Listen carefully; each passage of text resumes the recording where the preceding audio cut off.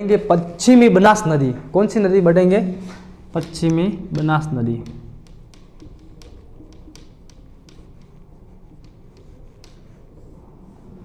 ये राजस्थान में सिरोही में इनका उद्गम क्षेत्र है और ये कच्छ गुजरात में समाप्त हो जाती है।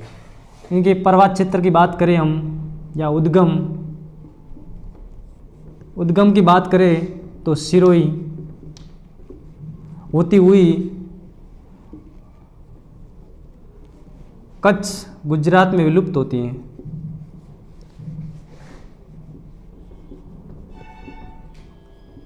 विलुप्त हो जाती हैं।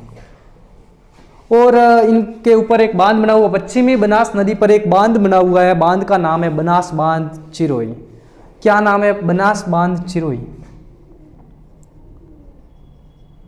बांध। बनास बांध सिरोही। एक और बात करें तो इनके ऊपर बनास नदी पर शहर बसा हुआ है आबू रोड सिरोही। कौन सा शहर बसा हुआ है? आबू रोड। आबू रोड सिरोही इस नदी पर शहर बसा हुआ है और सिरोही से होती हुई ये गुजरात डीसा भी इन नदी पर, गुजरात का डीसा शहर, गुजरात का डीसा शहर पश्चिमी बनास नदी पर बसा हुआ है।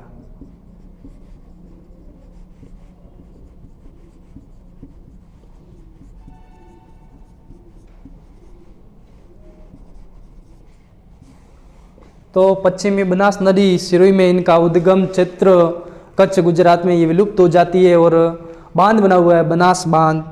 और इन पश्चिमी बनास नदी पर दो शहर बचे हुए हैं, आबू रोड सिरोही और गुजरात का डीसा शहर।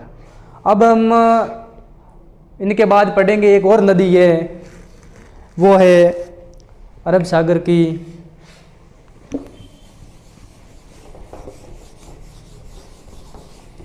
एक छोटी सी नदी जिसकी हम बात करते हैं।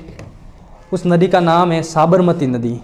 क्या नाम है? साबरमती नदी, जो उद्गम फुलवारी किनाल उदयपुर। साबरमती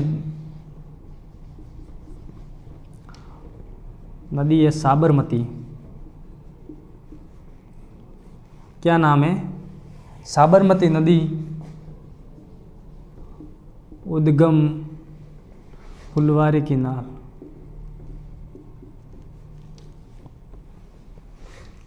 फुलवारी की नाल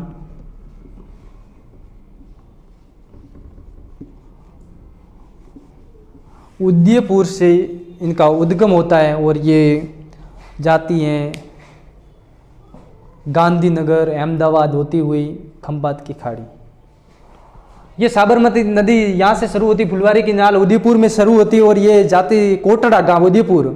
कोटड़ा गांव उदयपुर जाती हुई ये अलग अलग धाराओं में परिवर्तन हो जाती हैं। अलग अलग धाराओं मतलब यहाँ से, जैसे यहाँ से चली नदी और यहाँ से ये अलग अलग इनका प्रवाह चित्र हो जाता और ये आती हुई गुजरात खंभात की खाड़ी आती हुई ये वापस एक नदी बन जाती हैं। तो इनका प्रवाह चित्र की बात करें, ये कोटड़ा उदयपुर होते हुए, कोटड़ा उदयपुर और आगे गांधीनगर अहमदाबाद होती हुई खंभात की खाड़ी में गिरती है। गांधीनगर अहमदाबाद होती हुई गुजरात खंभात की खाड़ी।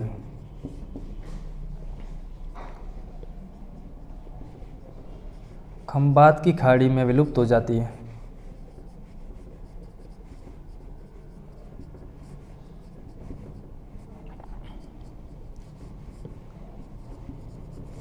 तो हमने अरब सागर की नदियाँ पढ़ ली, 3-4 नदियाँ छोटी छोटी नदियाँ थी वो हमने पढ़ ली है। तो इनके लिए इतना ही।